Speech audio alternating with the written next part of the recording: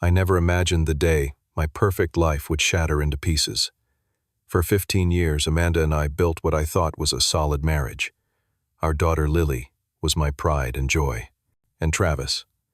He was more than my best friend since college. He was the brother I never had. We shared everything. Or so I thought.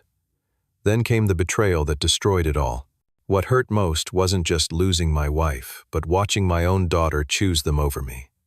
Before I tell you how my life fell apart and what happened after they came crawling back, let me know where you're watching from, and hit subscribe if you've ever felt betrayed by those closest to you. Looking back, I can pinpoint exactly when everything was perfect before it all went wrong. I had built a successful career as an architect at one of Chicago's top firms. My colleagues respected me, and my clients trusted my vision. But my real pride was my family. I met Amanda during sophomore year in college. She was studying literature while I was in the architecture program. We met at a campus coffee shop where she accidentally spilled her latte on my design sketches. Instead of getting angry, I was captivated by her bright blue eyes and genuine apology. She insisted on buying me coffee the next day to make up for it, and that coffee date turned into dinner, which turned into 15 years of marriage. Travis entered our lives around the same time. He was my roommate freshman year, and we instantly connected despite our different personalities. While I was the serious, focused one, Travis was charismatic and spontaneous. He was there when Amanda and I started dating, was my best man at our wedding, and became Uncle Travis when Lily was born 16 years ago. The day Lily came into the world was the happiest of my life. I remember holding her tiny body, promising to always protect her and give her the best life possible. As she grew, she became the perfect blend of Amanda and me. She had her mother's beauty and my analytical mind. Travis adored her too, always bringing her gifts and taking her for ice cream after school when both Amanda and I were working late. Our house in the suburbs was something I had designed myself. 4 bedrooms, a spacious kitchen where we hosted dinner parties, and a backyard with a swing set that Lily had outgrown, but we kept for sentimental reasons. Every Sunday we had family breakfast with Belgian waffles and fresh fruit. Travis would often join us, especially after his divorce 3 years ago. We were his support system then, never imagining he would become the reason for our own family's destruction. Life seemed perfect. I worked hard during the week, but weekends were sacred family time. We took road trips during summer vacations with Travis often joining us. Last year we all went to Yellowstone, and I still have pictures of Lily and Travis making funny faces at Old Faithful. Those photos now feel like daggers to my heart. The first signs that something was wrong started about 8 months ago. Amanda began changing her appearance subtly at first. New haircut, different style of clothes, more makeup than usual. She claimed it was just refreshing her look, but now I know better. She started having book club meetings that ran suspiciously late. Her phone became a closely guarded object, always face down when not in use. Lily started acting differently too. As a typical teenager, she had her moods, but this was different. She became secretive about her mother's activities, and strangely protective. Once, when I asked why Amanda was late coming home, Lily snapped that I was being controlling and should trust her mom more. Travis started dropping by our house more frequently, often when he knew I would be working late. He claimed he needed help with some personal issues, but now I see he was just making excuses to see Amanda. There was one evening when I came home earlier than expected and found them sitting unusually close on the sofa, going through what they claimed were old college photos. The way they jumped apart when I entered should have been my first real clue. The tension in our house grew thicker with each passing week. Dinner conversations became stilted. Amanda would find reasons to leave the room when I entered. Lily started spending more time in her bedroom. The warm, loving home I had built was turning cold, and I could not understand why. The discovery happened on a Thursday. I was supposed to be in Milwaukee for a 3-day conference, but the final day's events were canceled. I decided to surprise my family by coming home early. The house was quiet when I arrived around noon. Amanda's car was in the driveway, which was unusual since she should have been teaching at the community college. Then I noticed Travis's truck parked down the street. My heart was already pounding as I quietly entered our home. I heard muffled voices from upstairs. As I climbed the stairs, each step felt heavier than the last.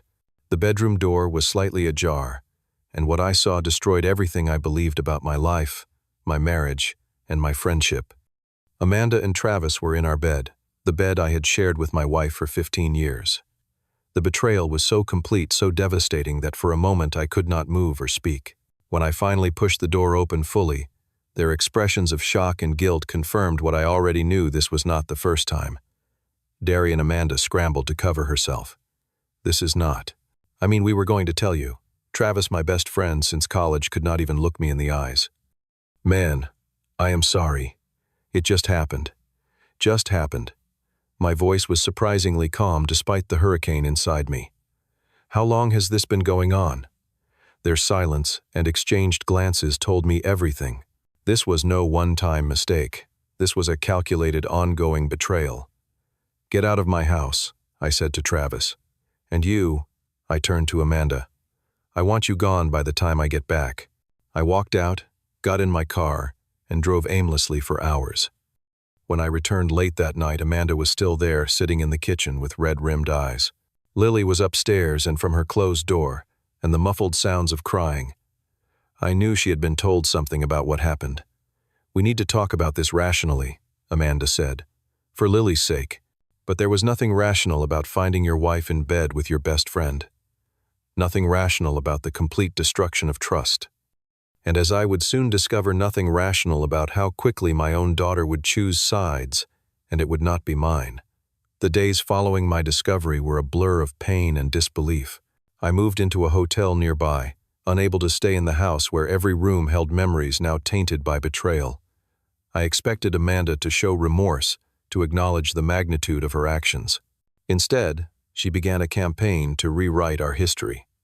Our marriage has been dead for years, Darian, she claimed during one of our tense phone calls. You were always working, always distant. Travis was there for me emotionally in ways you never were. Travis, meanwhile, had the audacity to reach out via text. I know you hate me right now, and I deserve it. But what Amanda and I have is real. I hope someday you can understand that some things just happen for a reason. Some things just happen. Sleeping with your best friend's wife does not just happen. It is a series of deliberate choices, each one a deeper betrayal than the last. But the most painful blow came from Lily. I had always been close with my daughter. I coached her soccer team when she was younger, helped with her science projects, and was the one who taught her to drive just last year. Yet when I tried to talk to her to explain that regardless of what happened between her mother and me, my love for her remained unchanged, I hit a wall of cold resentment. Mom told me everything she said during our first meeting at a local cafe. Her voice was accusatory, her eyes hard. She told me how you neglected her for years, how you were never really present, even when you were home. Lily, that's not true, I tried to explain. Your mother and I had our issues like any couple, but I never neglected our family. Travis says you were always putting work first. He says you didn't appreciate what you had. The mention of Travis giving my daughter relationship advice about my marriage made my blood boil. But I kept my composure. Travis is not in a position to judge our marriage, Lily. At least he makes Mom happy. At least he shows up emotionally. Each word was a dagger. My 16-year-old daughter, parroting phrases that clearly came from Amanda and Travis, had already decided I was the villain in this story. As she sat across from me, I barely recognized the loving child I had raised. The situation deteriorated further when Amanda filed for divorce just 2 weeks after I discovered the affair. Her petition included a request for full custody of Lily, claiming I was emotionally unavailable and prone to angry outbursts, complete fabrications designed to limit my access to my daughter. Travis, who had moved into our family home, shockingly quickly supported Amanda's claims. He even provided a written statement claiming he had witnessed concerning behavior from me over the years. The man who had been my best friend, who had stood beside me at my wedding, was now actively helping to destroy my relationship with my child. Friends we had known for years began taking sides. Most believed Amanda's carefully crafted narrative, especially when supported by Travis, who had always been the more outgoing and popular one in our circle. I watched as people who had dined at my table, who had celebrated holidays with our family, now avoided eye contact at the grocery store, or crossed to the other side of the street when they saw me coming. My isolation grew deeper when Lily refused my calls and returned my texts with one-word answers. When I did manage to see her, she was distant and defensive. During one particularly painful visit, she told me she preferred spending time with Travis because he actually listens and doesn't judge. "I have never judged you, Lily," I said, fighting back tears. "You judge Mom. You judge her choices. Travis says people who truly love each other support their happiness, even if it hurts," Travis says. Travis thinks, Travis believes. My daughter had replaced me with the man who destroyed our family, and she could not even see how she was being manipulated. The custody battle became increasingly bitter. Amanda's lawyer portrayed me as a workaholic who had emotionally abandoned my family. They used my temporary stay in a hotel as evidence that I did not have a stable home for Lily. Travis testified about times I had worked late or missed events due to business trips, conveniently omitting how he had now taken my place at those very same family functions. The breaking point came during a preliminary custody hearing. Lily, at 16, old enough for the judge to consider her preferences, testified that she wanted to live full-time with her mother and Travis. "Dad seems angry all the time now," she told the court. "I don't feel comfortable around him anymore. Travis is. He's been more of a father figure lately. More of a father figure. The man who had betrayed me, who had helped destroy my marriage, was now being held up as a better father by my own daughter." I sat there numb with pain as the judge awarded temporary primary custody to Amanda with limited visitation rights for me. Outside the courtroom, I watched as Travis put his arm around my daughter's shoulders. She leaned into him, comfortably familiar, in a way that suggested this had become their normal. Amanda stood beside them, the three of them, a unit from which I was clearly excluded. That night, scrolling through social media in my quiet hotel room, I saw that Lily had posted new photos, her Amanda and Travis, at a restaurant celebrating the court decision, though not explicitly stating so. They were smiling, looking like a perfect family. Travis had his arm around Amanda, and Lily was making a silly face beside them. The caption read, "Dinner with the people who matter most." People who matter most. I was not even mentioned. I had been erased, replaced, forgotten. I closed my laptop and sat in the darkness of my hotel room, feeling a depth of loss I had never experienced before. I had lost my wife to my best friend. I had lost my home. I had lost most of my friends. And now it seemed I had lost my daughter too. That night I hit rock bottom, wondering if anything would ever be right again. Everything changed on a rainy Tuesday afternoon about 4 months after Amanda and Travis had made their relationship public. I was in my new apartment, a sterile one-bedroom that I had made minimal effort to decorate, when an email arrived from an unfamiliar address. "You don't know me, but I know Travis Peterson. I think you should see these documents." Normally, I would delete such a cryptic message, but something made me open the attached files. What I found stunned me. The sender, who identified herself only as another victim's wife, had compiled evidence of Travis's pattern of behavior across 3 different cities. Apparently, my best friend had a history of inserting himself into marriages, becoming the husband's trusted confidant while secretly pursuing the wife. In 2 previous cases, he had succeeded in breaking up the marriages and briefly dated the wives before moving on. Most disturbing was a trail of financial transactions showing Travis had accumulated significant debt and had a history of borrowing money from these women that was never repaid. I spent hours verifying the information, finding social media profiles of the people mentioned, and confirming key details. It was all true. Travis was a predator, and Amanda and I were just his latest targets. Further digging revealed Travis was nearly $70,000 in debt from failed business ventures and gambling. He had credit card accounts maxed out and a car that was about to be repossessed. His friendly, carefree persona had hidden a man desperately looking for financial salvation. The most shocking revelation came 2 days later, when I received another email with screenshots of texts between Amanda and Travis from before I discovered their affair. In them, Amanda mentioned knowing about what happened in Denver, referring to one of Travis's previous relationship schemes. She had known about his past and still proceeded with the affair. This knowledge changed everything for me. While it did not excuse Amanda's betrayal, it revealed the calculated nature of Travis's actions. He had not fallen in love with Amanda. He had targeted her, and through her, my family's financial stability. While I was processing this information, the real-world consequences of Travis's character were beginning to unfold at my former home. Through Lily's increasingly melancholy social media posts and conversations with mutual acquaintances, I learned that Travis had begun showing his true colors. Once he had secured his position in their lives, the charming, attentive Travis began to change. He was spending Amanda's money freely, money from the temporary alimony I was required to pay. He had convinced her to sell family heirlooms, including jewelry from her grandmother, that she had once promised would go to Lily someday. Travis, who had been so interested in Lily's activities when trying to win Amanda, now showed irritation when asked to attend her school events. He had more important things to do than listen to a high school orchestra concert or watch a debate tournament. Amanda, too, was beginning to see cracks in her perfect new relationship. Travis became controlling about her schedule and suspicious of her male colleagues.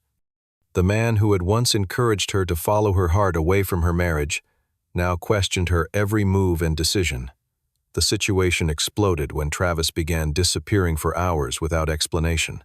Amanda, experiencing a taste of her own medicine, discovered text messages revealing he was seeing at least 2 other women.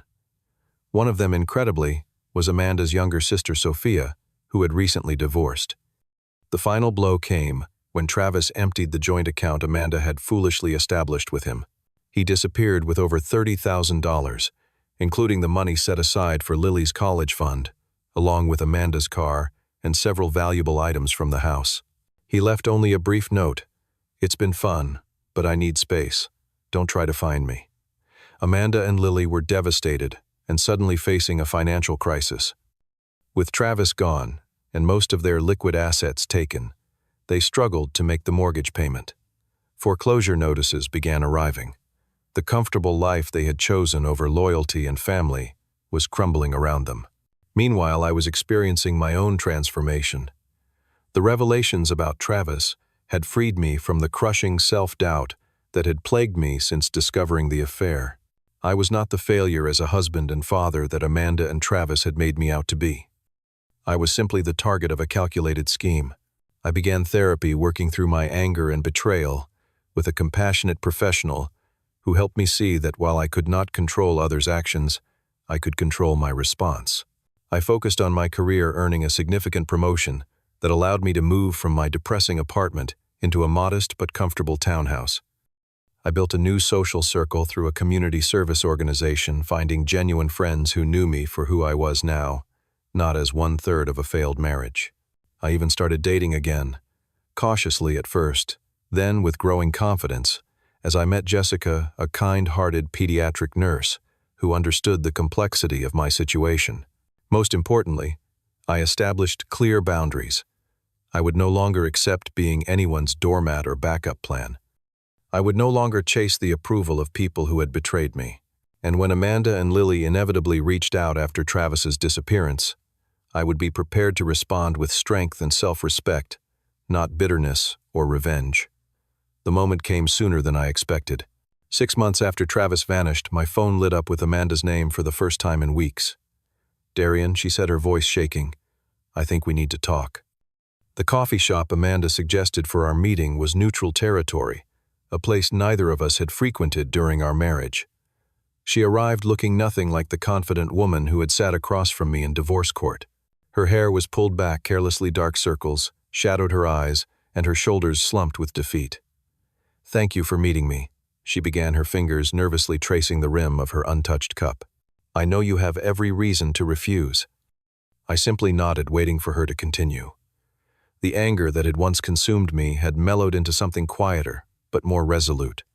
"Things have been difficult since Travis left," she admitted. "The bank is threatening foreclosure on the house. Lily is struggling in school. I had to pick up extra teaching shifts just to keep the utilities on." She paused, looking up at me with tears forming. "I made a terrible mistake, Darian. I see that now."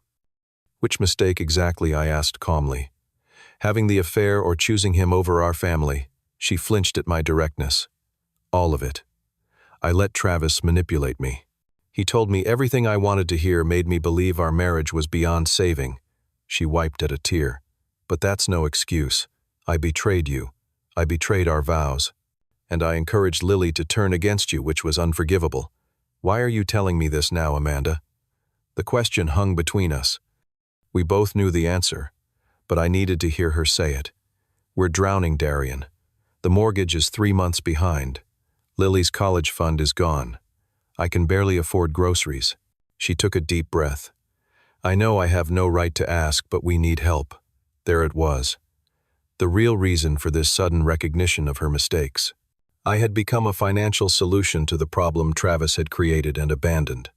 What exactly are you asking for, I thought, maybe. Maybe we could try again, she suggested hesitantly. For Lily's sake. We had 15 good years before. Everything. Maybe we could find our way back. The old Darian might have jumped at this chance.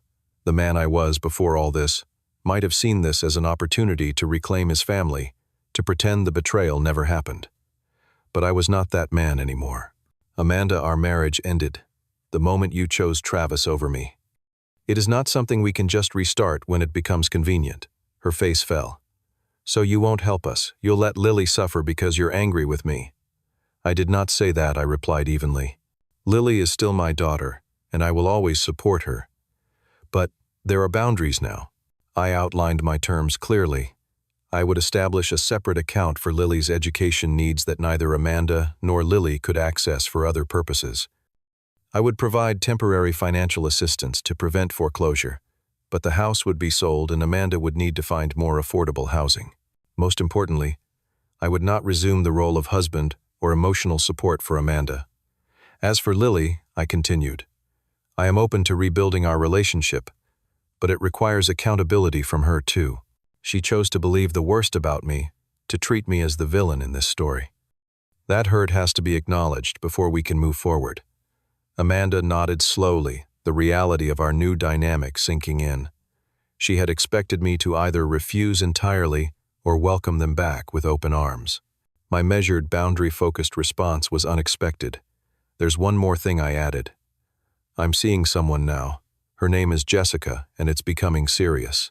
If Lily and I rebuild our relationship, she needs to understand that Jessica may become part of my life permanently. Amanda's expression flickered with something like jealousy, but she quickly masked it. I understand, and I'm glad you've found someone who makes you happy. In the weeks that followed, I maintained my boundaries despite repeated attempts by Amanda to blur them. She would call late at night with questions about the financial arrangements that would inevitably drift toward reminiscing about our past. I kept these conversations brief and focused. Lily was more complicated. Our first meeting after Travis's departure was tense and awkward. She sat across from me at her favorite ice cream shop, looking younger and more vulnerable than she had in months. Mom says you're helping us with money, she began bluntly. I am helping with certain expenses, yes, I confirmed. Particularly your education. Why, she asked. After everything we said about you, after how we treated you. I considered my words carefully. Because you're my daughter, Lily. That has never changed, even when you pushed me away. Her eyes filled with tears. I believed them. I believed everything they said about you because it was easier than admitting Mom was wrong. Travis was so convincing, always telling me how you never really understood Mom, how you were emotionally unavailable. She shook her head. But he was the fake one. Once he moved in, he barely noticed me, unless Mom was watching. People can be very different once you live with them, I said neutrally. I said horrible things to you. In court, Her voice broke. Yes, you did, I acknowledged, and that hurt deeply. But I understand you were caught in the middle of an impossible situation. So you forgive me. Just like that, forgiveness is a process, Lily, not an event. I am working toward it. What I need from you is honesty and respect moving forward. I am not perfect, but I deserve better than how you treated me. That conversation marked the beginning of a slow, sometimes painful reconstruction of our relationship. Lily began spending weekends at my townhouse. She met Jessica, and after initial wariness, grew to appreciate her genuine kindness. Most importantly, she stopped seeing me through the distorted lens Travis and Amanda had created. Amanda's adjustment to our new reality was more difficult. When she realized I was serious about not reconciling, she alternated between anger and attempts to remind me of the good times. When I began bringing Jessica to Lily's school events, Amanda finally understood that our past was truly behind us. The house was eventually sold, with Amanda moving to a small 2-bedroom apartment. I kept my promise regarding Lily's education fund and provided temporary support until Amanda found better-paying teaching positions. Our interactions became increasingly businesslike, focused solely on co-parenting issues. Throughout this journey, I discovered something unexpected: peace. Not the peace that comes from absence of conflict, but the deeper peace that comes from living authentically and maintaining healthy boundaries. I had survived the worst betrayal imaginable and emerged stronger, wiser, and ultimately happier. Today, almost 2 years since discovering Amanda and Travis together, my life has transformed. Jessica and I are engaged, planning a small ceremony next spring. Lily will be graduating high school soon, looking at colleges with a renewed focus on her future. She splits her time between my home and Amanda's apartment, though she has expressed a preference for staying with us more frequently. As for Travis, we heard he moved to Arizona and is already engaged to a recently divorced woman with significant family money. Some people never change, but I have changed, and for that I am grateful. The most valuable lesson in all of this has been learning the difference between true forgiveness and reconciliation. I have forgiven Amanda and Lily for my own peace of mind, but that forgiveness did not mean returning to unhealthy relationships or pretending the betrayal never happened. It meant releasing the bitterness while maintaining the wisdom gained from the experience. Have you ever had to rebuild your life after betrayal? Did you find it possible to forgive without forgetting? Leave your thoughts in the comments below. And if this story resonated with you, please hit that like button and subscribe for more real-life experiences. Remember that sometimes the most painful chapters of our lives can lead to the most beautiful new beginnings. Thank you for listening, and I wish you strength if you are going through something similar.